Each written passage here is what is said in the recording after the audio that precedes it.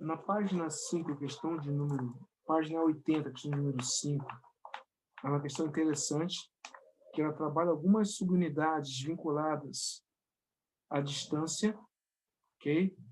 Sabendo que a distância, existem alguns elementos que eram utilizados na antiguidade, que em alguns lugares ainda continuam valendo algumas unidades, na Europa, na América do Norte, tá? Então, vamos lá. O campo de futebol americano tem 120 jardas de comprimento por 53,5 jardas de largura.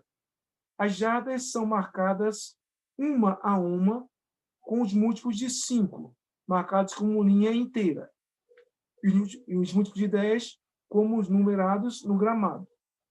São duas end zones, áreas no fim das duas pontas do campo, com dimensões de 10 jardas por 53,5 jardas, e duas traves em forma de Y.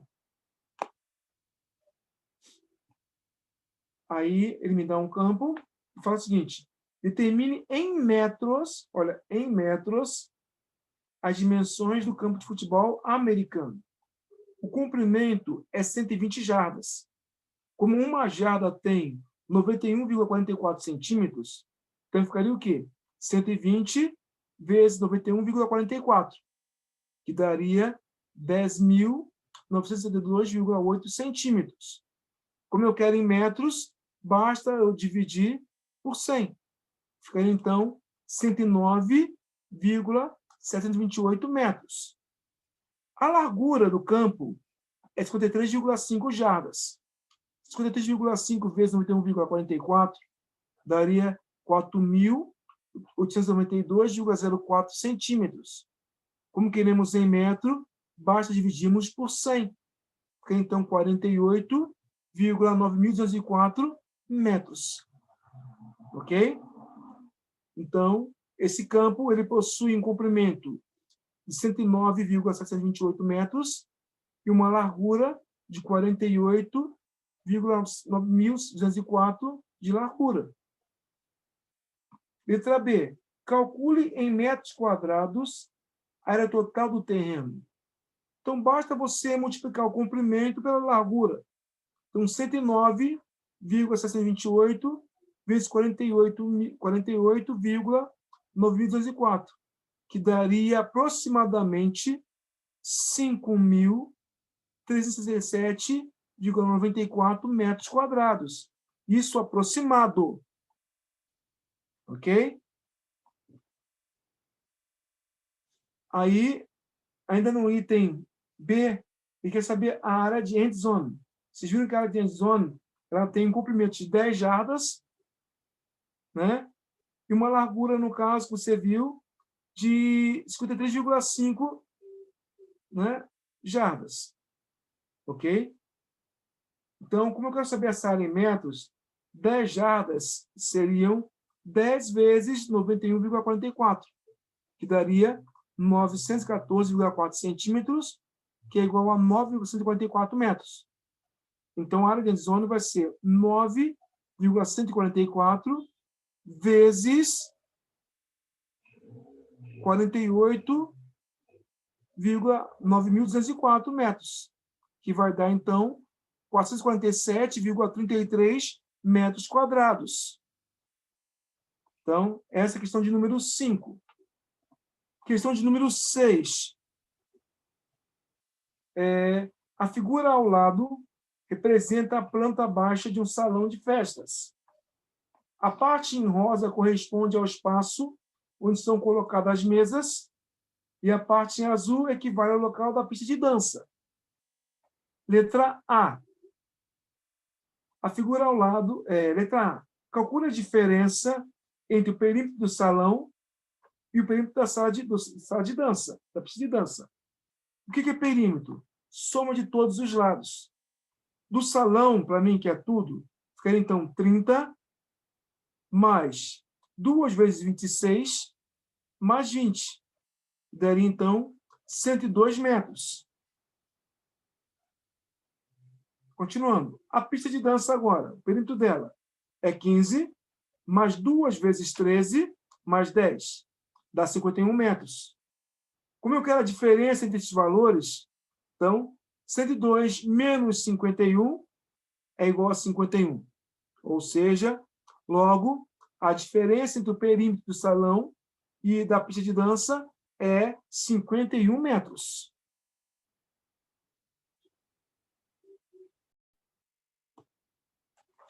Agora, então, continuando a questão 6, a letra B. A letra B ele fala o seguinte: calcule a área destinada às mesas, sabendo que a distância entre a base maior e a base menor desses dois trapézios são 24 metros e 12 metros. Quer dizer, a distância entre as bases maior e menor simboliza o quê? A altura de um trapézio. Então, como tem duas figuras, uma dentro da outra, eu tenho que saber a área maior e a área menor. A diferença entre essas duas áreas vai ser o lugar destinado para colocar as mesas. No trapézio maior, a base maior é 30, a base menor é 20 e a altura é 24. Então, achando a área maior, ficaria o quê? Entre parênteses, 30 mais 20 vezes 24 por 2. Daria 50 vezes 24 por 2. Simplificando 50 por 2, daria 25. 25 vezes 24 dá 600. Então, o trapézio maior tem área 600 metros quadrados. Vamos olhar o trapézio menor. A base menor é 15, maior 10, e a altura dele é 12. Então, ficaria em parênteses 15 mais 10 vezes 12 sobre 2. Daria 25 vezes 12 por 2. Dividindo 12 por 2, daria 6. Então, ficaria 25 vezes 6, 150. Então, o trapézio menor, que é a pista de dança, 150 metros quadrados. Como eu quero saber a área destinada a colocar as mesas, queria a área, no caso aqui, de coloração avermelhada. Então, o que fazer? Basta subtrair a área maior menos a área menor. Então, 600 menos 150 é igual a 450 metros quadrados. Ou seja, a área destinada às mesas é de 450 metros quadrados.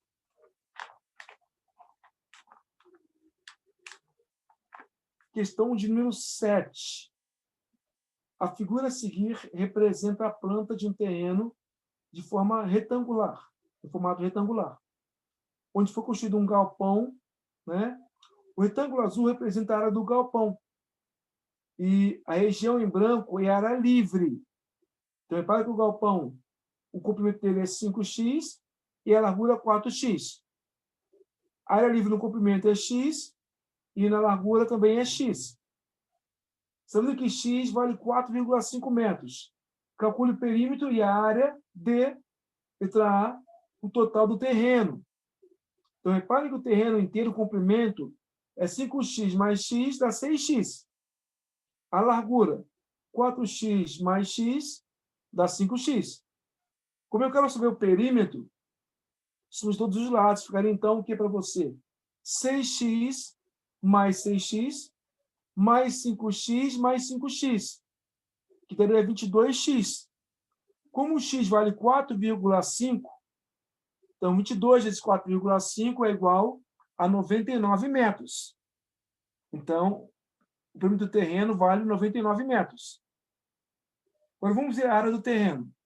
A área do terreno é o produto entre o comprimento vezes a largura. 6x vezes 5x daria 30x ao quadrado. Como x é 4,5, então ficaria o quê? 30 vezes 4,5 ao quadrado. Resolvendo a potência, ficaria 30 vezes 20,25, que daria, então, 607,5 metros quadrados. Isso simbolizando o terreno total. Letra B, agora eu quero saber em relação ao galpão. O perímetro do galpão é 5x mais 5x mais 4x mais 4x, que dá 18x. Como x é 4,5, 18 vezes 4,5 daria 81 metros. Agora, a área do galpão. A área do galpão é o produto entre 5x vezes 4x, que daria 20x ao quadrado.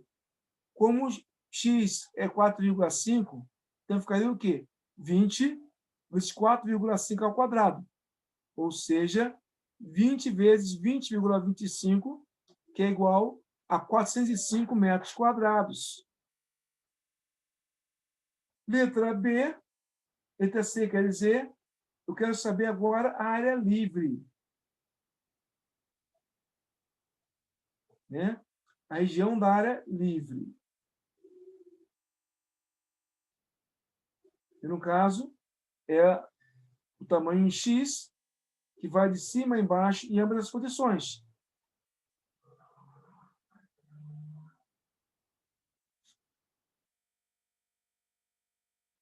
Então, fazendo aí a parte da área livre, seria, então, no caso,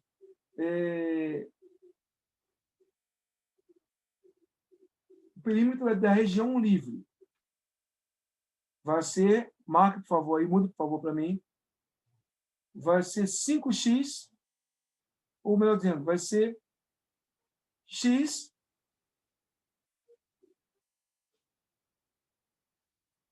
5x mais 5x, que daria 10x. Tá? A área livre é só o contorno, gente. Então tem uma falha aí, por favor, tá? Colocou a região livre igual a região do terreno total. Não funciona assim. Terreno total engloba tudo. A área livre, se você observar, é só a área em branco. Tá? É só a área em branco. E se eu for fazer a dimensão certinha, ficaria, no caso, 5x mais 5x daria 10x. Como x é 4,5, né? 10 vezes 4,5 daria 45 metros. Essa é a área livre. Tá bom? Agora, área livre, o perímetro da região livre, melhor dizendo. Agora, a área livre vai ser a diferença entre a área total e a área do galpão. Então, ficaria o que para mim? 57,5 menos 405, que sobraria 202,5 metros quadrados. Ok? Então, estou a falar a vocês, tem uma relaçãozinha aí entre área livre que não se precisa nenhuma coisa não, tá?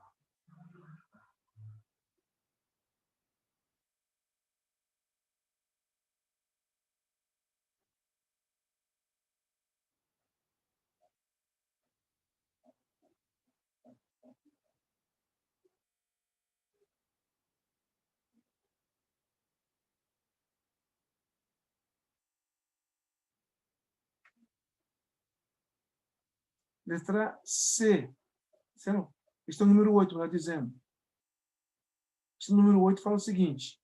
Quantos azulejos quadrados de 20 centímetros de lado são necessários para revestir uma parede retangular cujas dimensões são 8 metros de comprimento e 3 metros de altura? Então, quantas vezes eu posso revestir a parede inteira com esses pisos quadrados? Primeira coisa, qual é a área da parede? A da parede, por ser um retângulo, é comprimento vezes largura. 8 vezes 3, que é 24 metros quadrados. Essa é a área da parede. Agora, qual é a área do azulejo? Como é um azulejo quadrado, você poderia fazer 20 centímetros ao quadrado, ou transformar 20 centímetros em metro, que daria 0,2 metros. Então, 0,2 ao quadrado resulta em 0,04 metros quadrados. Então, o que fazer agora? Eu vou dividir a área da parede pela área de cada azulejo. Então, ficaria 24 dividido por 0,04, que vai ser igual a 600. Ou seja, são necessários 600 azulejos para revestir toda a parede. Questão agora de número 9, pessoal. Ele fala o seguinte. Tem que explicar. Ninguém explica, né? Questão 9 fala o seguinte. A área de um losango é de 120 centímetros quadrados. Uma das diagonais dele é 10 centímetros. Ele pergunta qual é a outra diagonal. O que nós vimos Porque eu mostrei a vocês que, quando se fala em losango, a área dele é o que é? Diagonal maior vezes diagonal menor sobre 2. Essa é a maneira de você encontrar a área dele. Só que eu disse que a área dele já é 120. E a diagonal maior é 10. Então, o que fazer? 10 vezes Dzinho, que é diagonal menor, sobre 2, igual a 120. 10 sobre 2 dá 5. Então, 5D igual a 120. D igual a 120 sobre 5. D igual a 24. Ou seja, uma diagonal não é nem a menor, né? Nem a maior, né? A diagonal maior, no caso, é 24 centímetros. Questão número 10. Também é interessante, é do Enem essa questão, observem bem. Um porta-lápis de madeira foi construído com formato cúbico, seguindo o modelo ilustrado ao lado. O cubo de dentro é vazio, para você colocar os lápis, é lógico. A aresta do cubo maior mede 12 centímetros e a do cubo menor mede 8 centímetros. Calcule o volume de madeira utilizado ou usado na confecção desse objeto. Então, observe o seguinte, esse porta-lápis, ele, teoricamente, se ele fosse inteiriço, ele seria formado por um cubo de lado, de aresta, quer dizer, lado, 12 centímetros. Só se ele fosse inteiriço, não teria como você colocar o lápis dentro. Então, o que foi feito? Foi feito um cubo menor e retirou o cubo menor de dentro do maior. Então, o volume que me sobra vai ser o quê? O volume final vai ser o volume do cubo maior menos o volume do cubo menor. Então, a primeira coisa que eu vou fazer é achar os dois volumes. Qual o volume maior? Como é que você acha o volume de um cubo? O volume de um cubo é a aresta dele, o lado dele elevado ao cubo. Então, ficaria o quê? 12 elevado ao cubo, que é igual a 1.728 centímetros cúbicos. Esse é o volume maior. O volume menor, do cubo menor, é 8 elevado ao cubo. 8 elevado ao cubo é 512. Então, para saber o volume que você usou na confecção desse objeto, ficaria então o quê? 1.728 menos 512, que daria 1.216 centímetros cúbicos. Esse seria o volume de material utilizado na confecção desse porta-lápis.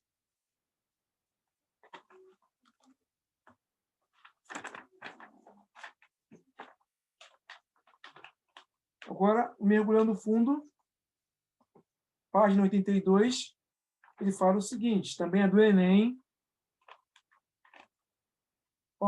Alguns objetos, durante sua fabricação, necessitam passar por um processo de resfriamento. Para que isso ocorra, uma fábrica utiliza um tanque de resfriamento, como mostrado na figura ao lado. Então, é um tanque no formato paralelepípedo, tem 3 dimensões. Uma é 40, a largura é 30 e a altura todinha até o final, ele completamente cheio, a altura é 25. Só que, se você observar, ele não está completamente cheio. Falta 5 centímetros para ele ficar completamente cheio. Ok? O que aconteceria com o nível da água se colocássemos no tanque um objeto cujo volume fosse de 2.430 centímetros cúbicos? O que aconteceria? Então, o primeiro passo aí é determinar qual seria a altura que esse objeto iria chegar. Ok? Qual é a altura? Então, como fazer isso? Reparem que nosso tanque não está completamente cheio. Uma dimensão, o comprimento é 40, largura é 30 e a altura seria 25, completamente cheio. Então, o que fazer? 2.400, que é o volume do objeto que eu tenho, é igual a 40 vezes 30 vezes H. 4 vezes 30 dá 1.200. Então, 2.400 igual a 1.200 H. Ou seja, H igual a 2.400 dividido por 1.200. H ficaria igual a 2 centímetros. Então, se eu colocasse esse objeto dentro do tanque, a altura que ele iria subir era de 2 centímetros. Ok? Então, qual é a resposta que eu poderia usar? Por que letra C? O nível subiria 2 centímetros, fazendo a água ficar com 22 centímetros de altura. Porque se você observar o tanque cheio, a altura é 25 centímetros. Só que ele não está cheio. Falta 5 centímetros para ele ficar completamente cheio. Então, 25 menos 5 dá 20. Então, esse meu tanque tem apenas de altura 20 centímetros de água, ou profundidade. Se ele aumentar 2 centímetros, passaria a quê? A 22 centímetros de altura. Então, a última questão, a número 2, mergulhando no fundo, fala o seguinte. A pirâmide ao lado foi construída com cubos maciços de mesma dimensão, de mesma espessura. Considerando-se que, na construção da pirâmide, não foram deixados espaços vazios em seu interior e que o volume de cada cubo é de 1 metro cúbico. Pode-se afirmar que o volume total e a altura da pirâmide são, respectivamente... Então, reparem que a pirâmide é formada por 5 camadas de cubo. 5. Se cada cubo ele tem 1 metro cúbico de volume, então quer dizer o quê? Cada dimensão é 1. Como são 5 cubos, eu já posso falar que a altura da pirâmide é 5. Já poderia falar sobre isso. Só que, se você observar, cada volta dela tem uma quantidade de cubos. A base dela tem 9 cubos, mas são 9 ao redor dela. Então, como ele quer saber a área total, a área vai ser o quê? O produto de 2 dimensões. Como são cubo, se uma parte é 9, vai ter 9. Então, 9 vezes 9, 81. Olha bem. Continuando. A segunda fileira tem um total de 7 cubos em relação à volta dela. Então, 7 vezes 17, 49. Vezes 1 dá 49. Que cada cubo tem o quê? Volume de 1 metro cúbico. A terceira fileira é formada por 25 cubos. 5 vezes 5, 25. 25 vezes 1 daria 25. A quarta fileira tem um total de 9 cubos. 9 vezes 1 dá 9. E o último elemento, que faz o topo da pirâmide, é um cubinho só. Ou seja, tem apenas 1 metro cúbico. Ok? Então, somam daí os volumes. 81 mais 49 mais 25 mais 9 mais 1 deu um total de quanto? 165 metros cúbicos. Então, esse é o volume total da pirâmide, porque cada fileira representa um volume específico. E a altura da pirâmide corresponde, no total, a altura dela tem 5 cubos, que vai da base até o último cubo. Tem 5 cubos, que é a altura. Então, se cada um dele é 1 metro de altura, então vai ser um total de 5 metros. A opção aí, no caso, letra D. Volume total, 165 metros cúbicos, e a altura da pirâmide, 5 metros cúbicos.